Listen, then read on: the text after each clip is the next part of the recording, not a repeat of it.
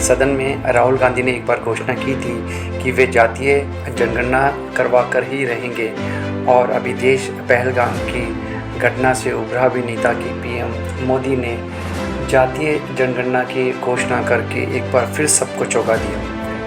राहुल गांधी ने लोकसभा में कहा था कि जातिगत जनगणना को हम पास करके दिखाएंगे, और वही लोकसभा में विपक्ष के नेता राहुल गांधी है और बीजेपी को आखिर झुकना पड़ा देश की आवाज के सामने। तो बीजेपी इतनी नाराज क्यों हो रही है? बीजेपी को बोलना चाहिए कि अपोजिशन लीडर राहुल गांधी ने जो डिमांड की थी वो डिमांड हमने पूरी की है। तो आपको धन्यवाद देना चाहिए कि विपक्ष के नेता ने एक बड़ी आवाज उठाई और कहा जातिगत जनगणना आप करा लीजिए।